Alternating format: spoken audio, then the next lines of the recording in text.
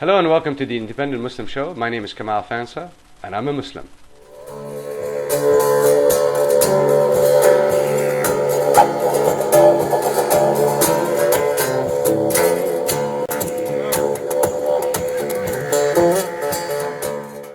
Now before we start, I'd like to say Eid Mubarak to all the people who have fasted this Ramadan season, and we hope to God that He accepted our worship and our fasting. Now today's show is about the Arab Spring and the Muslim Brotherhood. The number one question I'm being asked by my American friends is, why are Muslims killing each other in the Middle East? Who are the Muslim Brotherhood?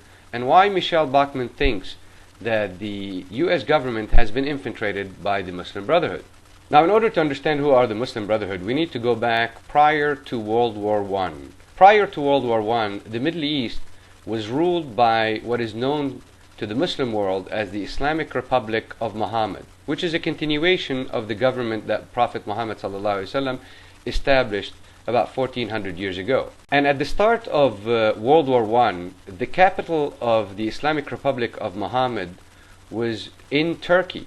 And by Turkey entering World War I and losing the war, it resulted in collapsing the entire Islamic Republic of Muhammad. And that really marks the end of the theocratic Republic of Muhammad. As a result, the Middle East was divided into small states. States that you know today as Egypt, Syria, Lebanon, Jordan, Algeria, because all of these used to be a United States of the Republic of Muhammad prior to World War I, which is also known to the West as the Ottoman Empire. Now, it was only natural for the Muslims in the Middle East to try to revive that theocratic republic, or the theocracy of Islam.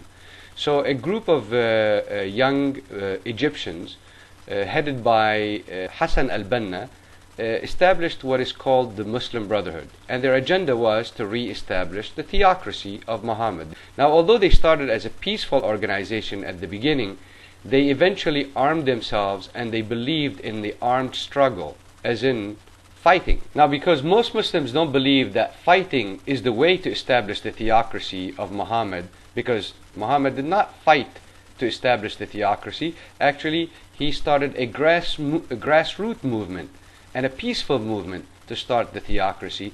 So most Muslims rejected the agenda of the Muslim Brotherhood. And the Muslim Brotherhood was able to extend its reach to Syria, where in Syria the Muslim Brotherhood decided to take over the Syrian government in the early 80s, which resulted in a lot of killing and bloodshed and the death of a lot of members of the Muslim Brotherhood. Now, the Egyptian branch of the Muslim Brotherhood was prosecuted heavily by every single government that took over in Egypt. So Nasser prosecuted them, Sadat prosecuted them, and Mubarak prosecuted them. So they really have not been able to exercise their agenda for quite some time. And this is pretty much all I know about the Muslim Brotherhood, because since I immigrated to the United States, I don't really know much about what they do or what they are or where they are in their agenda.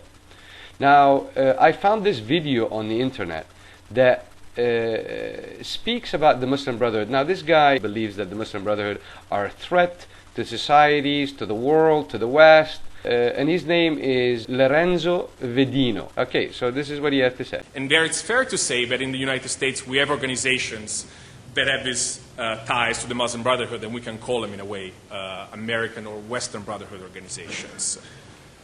Over the last 20, 30 years, these organizations have significantly readjusted their tactics and goals. Foremost among their goals is the preservation of an Islamic identity among American or Western Muslims in general. But unlike some other conservative Muslim organizations, Salafis, for example, Brotherhood organizations seek to strengthen the Islamic identity of Western Muslim, not by isolating them to mainstream society. What they advocate is a sort of conservatism without isolation, an openness without melting, which is, of course, not an easy thing to do. The second goal that is common to all these organizations is being designated as official or de facto representatives of the Muslim community of their country. Despite their unrelenting activism and access to ample resources, the brothers have not been able to create a mass movement and attract the allegiance of large numbers of American Muslims. majority of American Muslims either reject or, for the most part, ignore the message that comes from Brotherhood organizations. So the brothers understand that a preferential relationship with American elites could provide them with the financial and political capital, the legitimacy, that would allow them to significantly expand their reach and influence inside the community. They would be the ones who would be in charge of appointing imams in the prison system, in the military. They would be the ones the media would call to when seeking the Muslim opinion, if there is such a thing. Western Brotherhood organizations are attempting to turn their leadership bid into a self-fulfilling prophecy. So seeking to be recognized as representatives of the Muslim community in order to actually become it.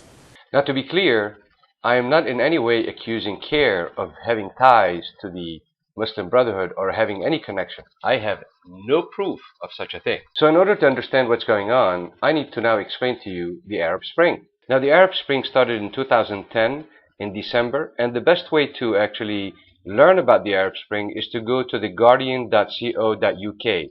There's a timeline for the entire Arab Spring where you see each country and how things have developed. The best way to describe the Arab Spring is by describing it as a series of revolutions that erupted across the Middle East. Now, the first revolution started in Tunisia, where a man burnt himself to death. Of course, this is un-Islamic, but nevertheless, this is what happened. And the Tunisian people became very upset, and they came out on the street. And eventually, within a week or so, the president of Tunisia packed up his bags at night, and then he requested asylum and immigrated to the Kingdom of Saudi Arabia. And just like a flu virus, the revolution moved to Egypt, where the people also organized a massive revolution. It reached almost a million or two, and they demanded that the President Mubarak to step down as well. And after 18 days of protest in Tahrir Square and the bloody clashes with the government, President Mubarak was forced to step down under the pressure of the international community.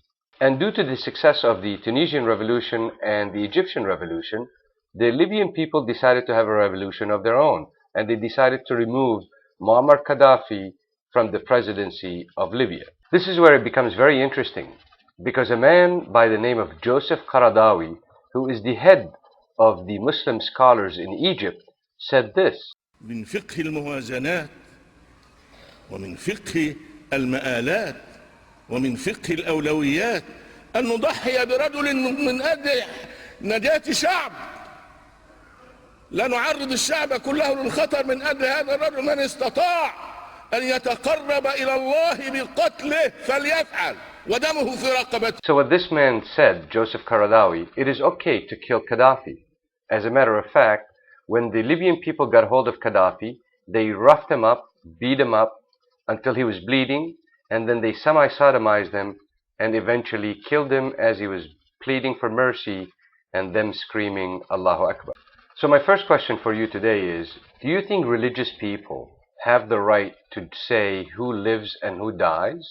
Now, the Egyptian people eventually elected a new president by the name of Mohammed Morsi, who is also a member of the Muslim Brotherhood.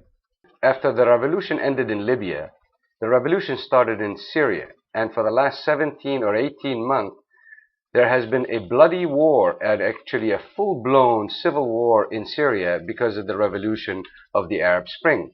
What happened is that religious figures like Qaradawi and other religious leaders from the Gulf specifically justified for Muslims in the Middle East to go to Syria and fight to bring down the Assad regime, and declared it a holy war. So why this should be a concern to the Muslims in America, and why does the Arab Spring has any effect on the Muslims in America? Well, here's what Mr. Hussam Aidoush, who is the executive director of CARE in the Los Angeles area, had to say during a Friday prayers in Orange County, Garden Grove, California. Who would have imagined that some of the pillars of oppression and repression in Egypt, in Tunisia, in Syria, in Libya, in Yemen, and so on and so forth, would be challenged by the people whom we thought were deep in sleep because of fear, because of terrorism of the governments and the dictators there. Now, subhanallah, Egypt is free. Who would have imagined? And the Pharaoh of Egypt is running between hospitals and court and jails. The Pharaoh of Libya is gone, and Allah will take care of him, inshallah ta'ala. The Pharaoh of Tunisia is gone and running and facing jail terms in Tunisia. And the Pharaoh of Syria, Assad, inshallah, will be gone very soon. Say Ameen, my dear brothers and sisters. Our brothers and sisters deserve from us our dua. May Allah give them strength and victory, inshallah ta'ala. So my last question for you today, do you feel that CARE members should have access to the house of God and promote the political agenda in our mosques where we're supposed to say the truth and nothing but the truth, so help us God? Thank you so much for listening. God bless you and God bless America. Visit my website under www.independentmuslim.com or also visit us on Facebook under The Independent Muslim. Make sure you click the like button.